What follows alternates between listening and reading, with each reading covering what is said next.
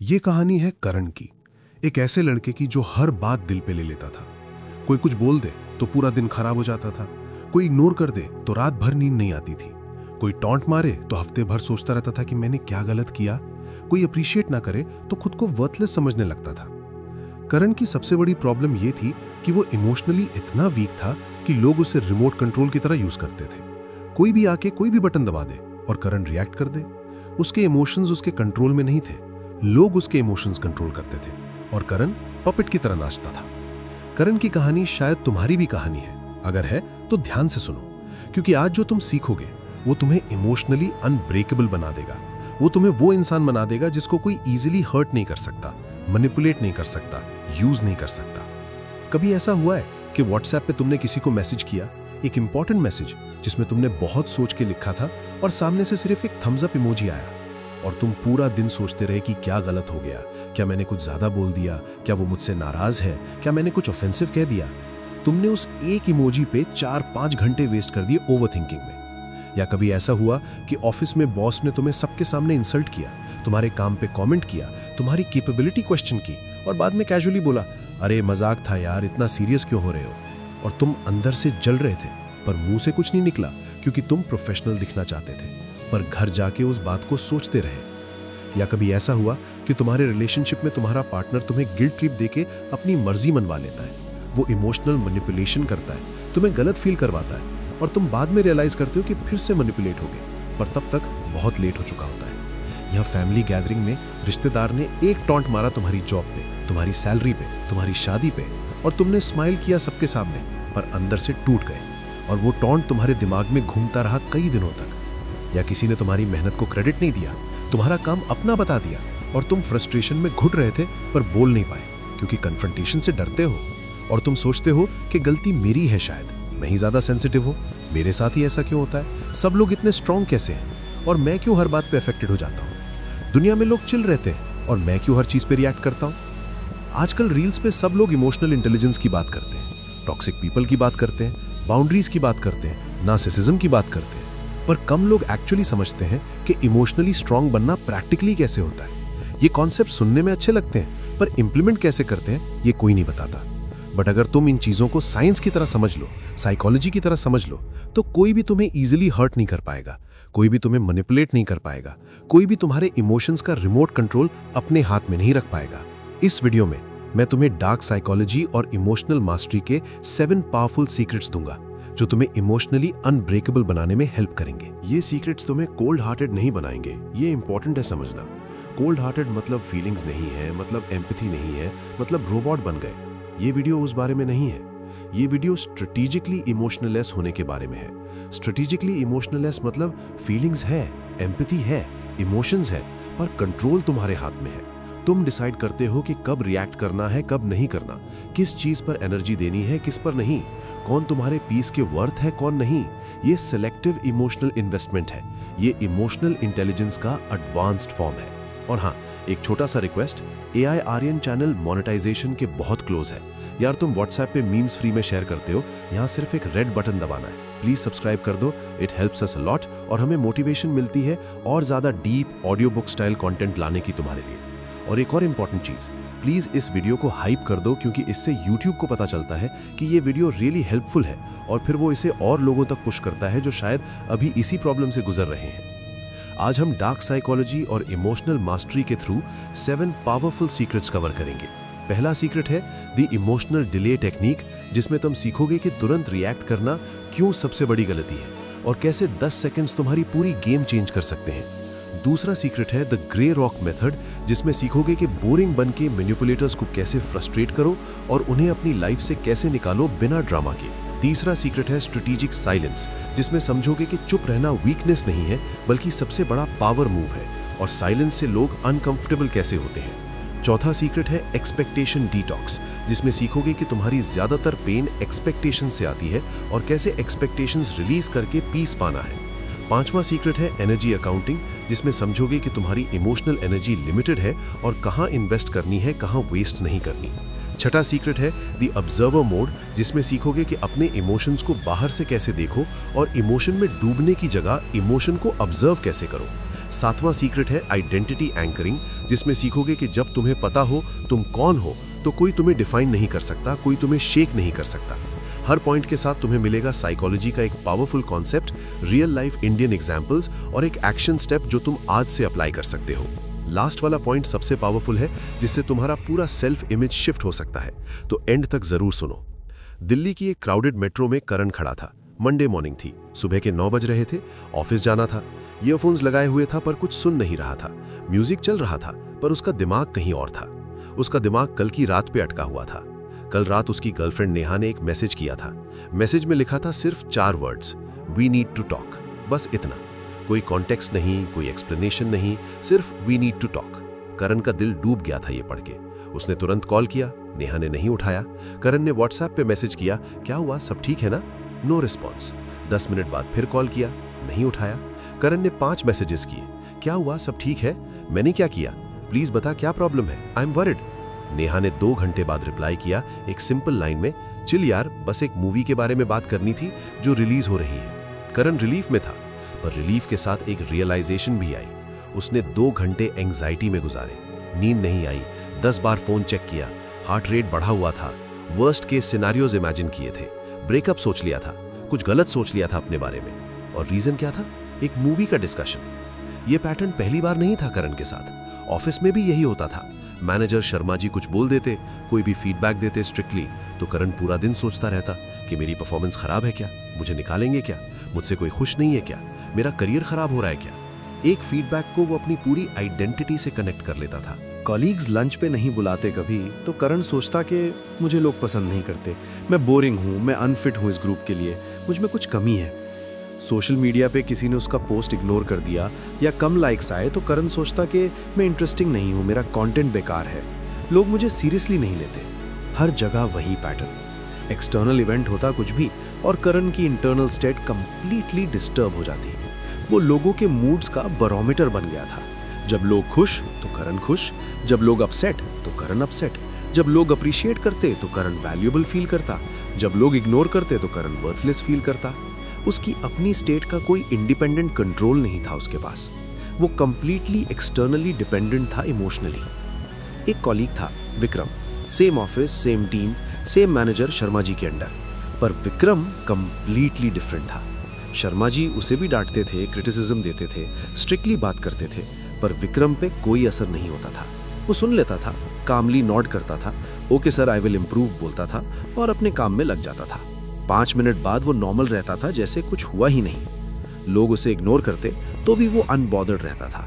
उसे कोई फर्क नहीं पड़ता था कि लंच पे कौन बुलाया कौन नहीं। गर्लफ्रेंड से लड़ाई होती तो भी ऑफिस में वो कंप्लीटली नॉर्मल रहता था। पर्सनल इश्यूज ऑफिस पे रिफ्लेक्ट नहीं होते थे, ऑफिस इश्यूज पर्सनल लाइफ पे रिफ्लेक्ट नहीं होते थे। कंपार्टमेंटलाइज करता था। करण सोचता था कि विक्रम के अंदर फीलिंग्स नहीं है क्या, ये बंदा रोबोट है क्या, इसको कुछ फील नहीं होता क्या, इसको कोई फर्क नहीं पड़ता क्या कि लोग क्या सोचते हैं। एक दिन करण ने विक्रम से लंच पे डायरेक्टली पूछ लिया, यार एक बात बता ऑनेस्टली, तुझे कुछ अफेक्ट क्यों नहीं करता? तेरी गर्लफ्रेंड ने कल इतना बड़ा सीन किया, अब सब जानते हैं, फिर भी तू आज नॉर्मल है, जैसे कुछ हुआ ही नहीं। शर्मा जी ने तुझे सुबह इतना डांटा सबके सामने, फिर भी तू चिल है, कैसे करता है ये? मैं तो तेरी जगह होता तो पूरा दिन खराब हो जाता मेरा। विक्रम हंसा थोड़ा, उसने अपनी चाय का सिप लिया और बोला, यार फीलिंग्स तो मुझे भी होती हैं, मैं रोबोट नहीं हूँ। शर्मा जी के डांटने पे मुझे भी बुरा लगता है इनिशियली, गर्लफ्रेंड से लड़ाई पे मुझे भी दुख होता है, पर एक चीज है जो मैंने सीखी है जो तूने नहीं सीखी। मैंने अपने इमोशंस का रिमोट कंट्रोल अपने हाथ में ले लिया है। पहले दूसरों के हाथ में था, कोई भी आके बटन दबा दे और मैं रिएक्ट कर दूं। अब मेरे हाथ में है, मैं डिसाइड करता हूं कि कब रिएक्ट करना है कब नहीं, किस चीज पे एनर्जी देनी है किस पे नहीं। करण कंफ्यूज था, ये कैसे होता है प्रैक्टिकली, रिमोट कंट्रोल अपने हाथ में कैसे लिया तूने?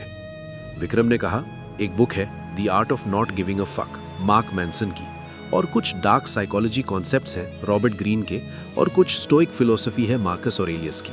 मैंने सब कंबाइन किया, अपने ऊपर एक्सपेरिमेंट किया, देखा कि क्या काम करता है क्या नहीं। अब मैं डिसाइड करता हूं कि क्या मेरे रिएक्शन के वर्थ है और क्या नहीं। मोस्ट चीजें वर्थ नहीं है, पर हम सब उन पे रिएक्ट करते हैं, यही प्रॉब्लम है। और सबसे इंपॉर्टेंट टेक्निक जो मैंने सीखी वो है इमोशनल डिले। करण ने पूछा, इमोशनल डिले क्या है? विक्रम ने कहा, यहीं से तो गेम शुरू होता है। चल आज शाम ऑफिस की बात बताता हूँ डिटेल में। बहुत कुछ है सीखने को। उस शाम विक्रम ने करण को एक नियर बाय कैफे में बुलाया। दोनों बैठे कॉफी के साथ और विक्रम ने एक्सप्लेन करना शुरू किया। अब आता है secret 1, the emotional delay technique. Vikram ने कहा, सबसे पहले ये समझो कि तुरंत रिएक्ट करना तुम्हारी सबसे बड़ी वीकनेस है। ये तुम्हें प्रेडिक्टेबल बनाता है, ये तुम्हें कंट्रोलेबल बनाता है, ये तुम्हें वीक दिखाता है। जब लोग जानते हैं कि तुमसे ये बोलो तो तुम ऐसा रिएक्ट करोगे, तो वो तुम्हें मैनिपुलेट कर सकते हैं। तुम्हारा रिएक्शन तुम्हारे कंट्रोल में नहीं, उनके कंट्रोल में है। साइकोलॉजी में कॉन्सेप्ट है called amygdala hijack. Doctor Daniel Goleman ने ये टर्म कॉइन किया था। तुम्हारा अमिगडाला, जो ब्रेन का इमोशनल सेंटर है, वो थ्रेट डिटेक्ट करता है।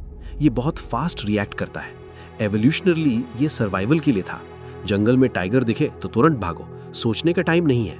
पर आज जंगल नहीं है, टाइगर नहीं है, पर अमिगडाला स्टिल सेम तरीके से काम करता है। कुछ भी थ्रेटनिंग लगे या अनकंफर्टेबल लगे, अमिगडाला तुरंत फाइट और फ्लाइट मोड में चला जाता है। कॉर्टिसोल और एड्रेनलिन रिलीज होता है, हार्ट रेट बढ़ जाता है, मसल्स टेंस हो जाती हैं। और जब अमिगडाला कंट्रोल में होता है, तुम्हारा प्रीफ्रंटल कॉर्टेक्स, जो लॉजिकल ब्रेन है, वो शट डाउन हो जाता है।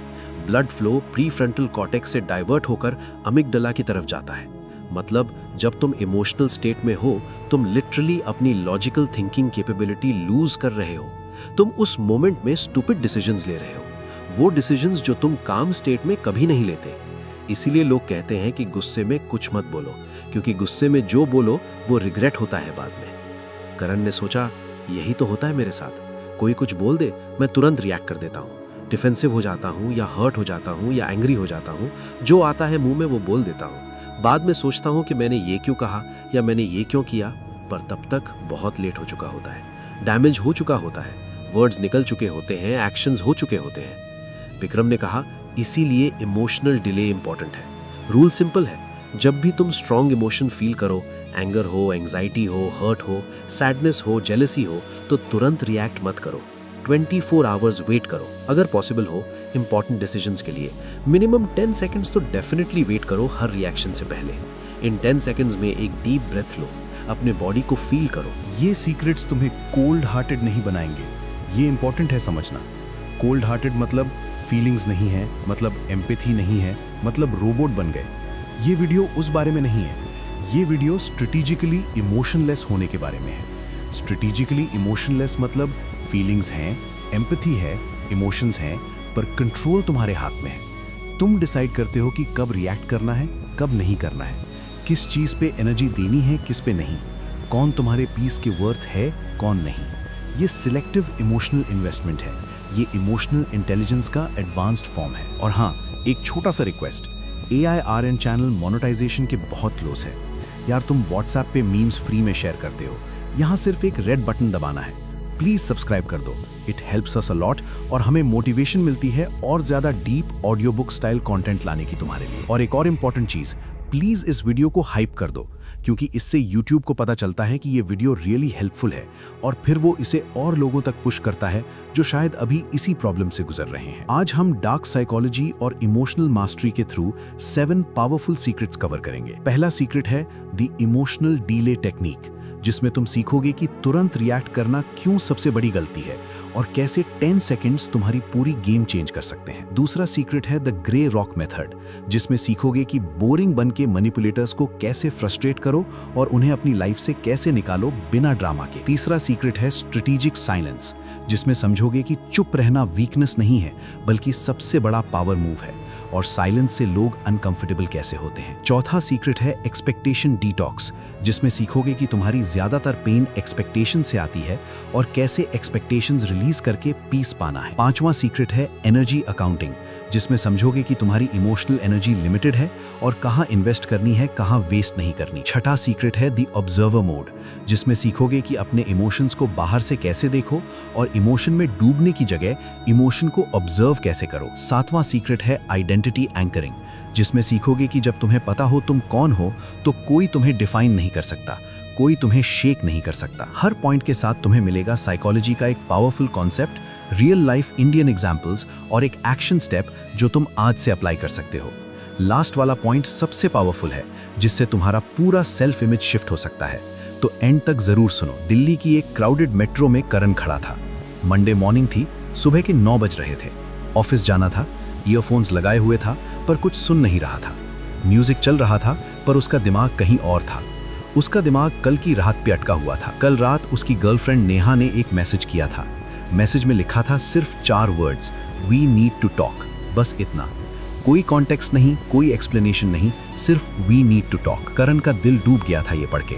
उसने तुरंत कॉल किया, नेहा ने नहीं उठाया। करण ने व्हाट्सएप पे मैसेज किया, क्या हुआ, सब ठीक है ना? No response. 10 मिनट बाद फिर कॉल किया, नहीं उठाया। करण ने 5 मैसेजेस किए, क्या हुआ, सब ठीक है, मैंने क्या किया, प्लीज बता क्या प्रॉब्लम है, आई एम वरिड। नेहा ने 2 घंटे बाद रिप्लाई किया एक सिंपल लाइन में, चिल यार, बस एक मूवी के बारे में बात करनी थी जो रिलीज हो रही है। करण रिलीफ में था पर रिलीफ के साथ एक रियलाइजेशन भी आई। उसने 2 घंटे एंजाइटी में गुजारे, नींद नहीं आई, 10 बार फोन चेक किया, हार्ट रेट बढ़ा हुआ था, वर्स्ट केस सिनेरियोज इमेजिन किए थे, ब्रेकअप सोच लिया था, कुछ गलत सोच लिया था अपने बारे में। और रीजन क्या था? एक मूवी का डिस्कशन। ये पैटर्न पहली बार नहीं था करण के साथ। ऑफिस में भी यही होता था। मैनेजर शर्मा जी कुछ बोल देते, कोई भी फीडबैक देते स्ट्रिक्टली, तो करण पूरा दिन सोचता रहता कि मेरी परफॉर्मेंस खराब है क्या, मुझे निकालेंगे क्या, मुझसे कोई खुश नहीं है क्या, मेरा करियर खराब हो रहा है क्या। एक फीडबैक को वो अपनी पूरी आइडेंटिटी से कनेक्ट कर लेता था। खुद से पूछो, ये रिएक्शन मेरी क्या हेल्प करेगा? ये रिएक्शन मुझे पावरफुल दिखाएगा या वीक? ये रिएक्शन सिचुएशन इंप्रूव करेगा या वर्स करेगा? ये 10 सेकंड्स का गैप तुम्हारे एमिगडाला को काम होने देता है और प्रीफ्रंटल कॉर्टेक्स को वापस ऑनलाइन आने देता है। अब तुम लॉजिकली सोच सकते हो कि रिएक्ट करना है भी या नहीं, और अगर करना है तो कैसे। सोचो तुम्हारे बॉस ने तुम्हें सबके सामने डांटा, कहा कि ये क्या काम किया है, बिल्कुल बेकार है, तुमसे उम्मीद नहीं थी। ये तो बेसिक चीज है। तुम्हारा फर्स्ट इंस्टिंक्ट है डिफेंड करो या वापस आर्ग्यू करो या एक्सप्लेन करो कि ऐसा क्यों हुआ। पर अगर तुम 10 सेकंड्स रुक गए तो तुम्हें रियलाइज होगा कि अभी आर्ग्यू करने से सिचुएशन और खराब होगी, बॉस और अग्रेसिव हो जाएगा, वो फील करेगा कि तुम उसकी अथॉरिटी चैलेंज कर रहे हो, कॉलीग्स देखेंगे कि तुम इजीली ट्रिगर्ड हो जाते हो, तुम्हारी इमेज वीक लगेगी कि ये तो हैंडल नहीं कर पाया है एक क्रिटिसिज्म। बेटर ऑप्शन है कि तुम कामली सुनो, नॉट करो, I will look into this sir बोलो, और बाद में प्राइवेटली अपना पॉइंट रखो जब बॉस काम हो और रिसेप्टिव हो। सेम आउटकम शायद मिलेगा या बेटर मिलेगा, पर तुम्हारी इमेज कंप्लीटली डिफरेंट होगी। तुम कंपोज्ड दिखोगे, प्रोफेशनल दिखोगे, मैच्योर दिखोगे। नेहा के मैसेज वाले सिचुएशन में भी करण ने रियलाइज किया कि अगर उसने तुरंत 5 मैसेजेस नहीं किए होते और 1-2 घंटे वेट किया होता तो शायद इतनी एंजाइटी नहीं होती। थोड़ा पेशेंस रखता, अपने काम में बिजी रहता और नेहा को भी मैसेज का जवाब देने का प्रेशर नहीं लगता। वो भी अपने टाइम पे रिप्लाई करती और करण काम रहता, विन विन होता। पर तुरंत रिएक्शन ने सब खराब कर दिया। एंजाइटी बढ़ गई, डेस्परेट दिखा करण। नेहा को भी शायद अनकंफर्टेबल लगा कि इतने मैसेजेस क्यों आ रहे हैं एक सिंपल बात के लिए। इमोशनल डिले ने करण को एक पर्सपेक्टिव दिया कि मोस्ट सिचुएशंस में तुरंत रिएक्शन की जरूरत नहीं होती। लाइफ में very few things genuinely urgent है, बाकी सब चीजें वेट कर सकती हैं। तुम टाइम ले सकते हो और टाइम लेने से यूजुअली बेटर डिसीजंस आते हैं, बेटर रिएक्शंस आते हैं, बेटर आउटकम्स आते हैं। 10 सेकंड्स की डिले से तुम इंपल्सिव से इंटेंशनल हो जाते हो। तुम्हारे लिए एक्शन ये है कि आज से जब भी स्ट्रॉन्ग इमोशन फील हो, एंगर या हर्ट या एंजाइटी या जेलसी, कुछ भी, तब 10 सेकंड्स रुको, फिजिकली रुको, एक डीप ब्रेथ लो, काउंट करो 1 से 10 मेंटली, खुद से पूछो क्या यह रिएक्शन मुझे हेल्प करेगा या हर्ट करेगा। फिर डिसाइड करो कि रिएक्ट करना है भी या नहीं। अगर रिएक्ट करना है तो कैसे। ये 10 सेकंड्स प्रैक्टिस करो कंसिस्टेंटली। पहले पहले मुश्किल लगेगा क्योंकि हैबिट नहीं है, पर 2-3 हफ्ते में ये ऑटोमेटिक हो जाएगा। अगर ये पॉइंट रिलेट हुआ तो कमेंट में लिखो I choose delay over damage. चलो अब चलते हैं secret to the grey rock method. ये टेक्निक स्पेसिफिकली उन लोगों के लिए है जो तुम्हें इंटेंशनली ट्रिगर करते हैं। Narcissists, manipulators, drama queens, energy vampires, वो लोग जिन्हें तुम्हारा रिएक्शन चाहिए, तुम्हारा एंगर चाहिए, तुम्हारा हर्ट चाहिए, तुम्हारा फ्रस्ट्रेशन चाहिए। ये उनका फ्यूल है, ये उनका एंटरटेनमेंट है। जब तुम रिएक्ट करते हो, ये वैलिडेट करता है उनको कि उनका पार तुम्हारे ऊपर है, कि वो तुम्हें कंट्रोल कर सकते हैं, कि तुम उनके अकॉर्डिंग नाच रहे हो। ग्रे रॉक मेथड कहती है कि इन लोगों के सामने बोरिंग बन जाओ, पत्थर जैसे, ग्रे रॉक जैसे, dull, lifeless, uninteresting, no reaction, no emotion, no entertainment, no drama. जब तुम उन्हें वो रिएक्शन नहीं देते जो उन्हें चाहिए तो वो फ्रस्ट्रेटेड हो जाते हैं, उनका गेम काम नहीं करता। वो और ट्राई करते हैं तुम्हें ट्रिगर करने का, पर तुम बोरिंग रहते हो। इवेंचुअली वो थक जाते हैं और तुम्हें छोड़कर किसी और को ढूंढते हैं जो रिएक्ट करे। करण के ऑफिस में एक कॉलीग थी प्रिया। प्रिया को लोगों को ट्रिगर करना अच्छा लगता था, सार्कास्टिक कमेंट्स करती थी। बैक हैंडेड कॉम्प्लीमेंट्स देती थी, जैसे ओ नाइस शर्ट है, आज पहली बार ढंग का कुछ पहना तुमने। पैसिव अग्रेसिव बिहेवियर थी उसकी, और करण पे स्पेशली ज्यादा टारगेट करती थी क्योंकि करण रिएक्ट करता था हर बार। उसका चेहरा रेड हो जाता था, वो डिफेंसिव हो जाता था, वो एक्सप्लेन करने लगता था, कभी कभी आर्ग्यू करता था। प्रिया को ये एंटरटेनमेंट लगता था, पावर फील होती थी उससे कि देखो एक कमेंट से इसका मूड खराब कर दिया। विक्रम ने कहा कि प्रिया के साथ ग्रे रॉक यूज कर, जब वो कमेंट करे तो एक सिंपल या ओके बोल के आगे बढ़ जा। No explanation, no defence, no counter attack, no emotion, boring response, जैसे उसकी बात में कोई इंटरेस्ट ही नहीं है तुम्हें, जैसे उसने कुछ बोला ही नहीं, जैसे वो एग्जिस्ट ही नहीं करती तुम्हारे लिए। पहली बार करण ने ट्राई किया। प्रिया ने कहा आज भी सेम शर्ट पहनी है तुमने, वार्डरोब में वैरायटी नहीं है क्या? नॉर्मली करण डिफेंसिव हो जाता, बोलता कि नहीं बहुत सारी शर्ट्स हैं, बस ये कंफर्टेबल है, या एक्सप्लेन करता कि वो कुछ ओकेजन के लिए सेव कर रहा है दूसरी शर्ट्स। पर इस बार उसने कुछ अलग किया। उसने सिर्फ प्रिया की तरफ देखा, बिना एक्सप्रेशन के, बिल्कुल न्यूट्रल फेस, और बोला और फिर अपनी कंप्यूटर स्क्रीन की तरफ देख के टाइपिंग करने लगा, जैसे कुछ हुआ ही नहीं। प्रिया कंफ्यूज थी, एक्सपेक्टेड रिएक्शन नहीं मिला। वो एक सेकंड रुकी, सोच रही थी कि क्या हुआ। उसने फिर ट्राई किया, क्या हुआ आज बात नहीं कर रहे? करण ने फिर बिना देखे बोला बिजी हूं, और टाइपिंग कंटिन्यू की, फ्लैट वॉइस, नो इमोशन। 2 हफ्ते में प्रिया ने करण पे कमेंट्स करना ऑलमोस्ट बंद कर दिया। कोई एंटरटेनमेंट नहीं मिल रहा था, कोई रिएक्शन नहीं मिल रहा था, बोरिंग था करण। अब ग्रे रॉक था, उसमें से कुछ निकलता ही नहीं था ट्रिगर करने पे। वो अब किसी और को टारगेट करती थी। करण फ्री हो गया था उससे। ये मेथड फैमिली के टॉक्सिक मेंबर्स के साथ भी काम करती है। रिश्तेदार टॉन्ट मारें तो बोरिंग रिस्पॉन्स दो, ओके, अच्छा, देखूंगा, ठीक है। No explanation, no justification, no defence, no counter argument. ये वैलिडेट नहीं करती उनकी बिहेवियर को, क्योंकि तुम उन्हें वो सेटिस्फैक्शन नहीं दे रहे जो वो चाहते हैं। पर ये तुम्हें ड्रामा में भी नहीं घसीटती। तुम इमोशनली इन्वेस्टेड नहीं हो, तुम ऑब्जर्व कर रहे हो उन्हें, जैसे एक बोरिंग टीवी शो देख रहे हो। उनकी वर्ड्स तुम पे इफेक्ट नहीं कर रही। ये टेक्निक रोमांटिक रिलेशनशिप्स में टॉक्सिक पार्टनर्स के साथ भी काम करती है। अगर पार्टनर ड्रामा क्रिएट कर रहा है, आर्ग्यूमेंट के लिए प्रोवोक कर रहा है, तो तुम ग्रे रॉक हो जाओ। Short answers, minimal engagement, no emotion. Eventually उन्हें रियलाइज होगा कि ये टैक्टिक्स काम नहीं कर रही, और वो या तो चेंज करेंगे या रिलेशनशिप खुद एंड हो जाएगी। दोनों केसेस में तुम बेटर ऑफ हो गए। तुम्हारे लिए एक्शन ये है कि आइडेंटिफाई करो तुम्हारी लाइफ में कौन वो लोग हैं जो तुम्हें इंटेंशनली ट्रिगर करते हैं, कौन वो लोग हैं जिनके कमेंट्स तुम्हें हर्ट करते हैं रेगुलरली, कौन वो लोग हैं जो ड्रामा क्रिएट करते हैं। लिस्ट बनाओ मेंटली।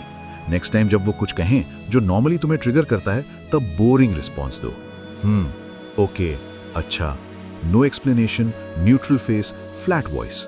नोटिस करो कि वो कंफ्यूज होते हैं, नोटिस करो कि इवेंचुअली वो फ्रस्ट्रेटेड होके चले जाते हैं। ये तुम्हारा पावर मूव है। अगर ये पॉइंट रिलेट हुआ तो कमेंट में लिखो ग्रे रॉक मोड एक्टिवेटेड।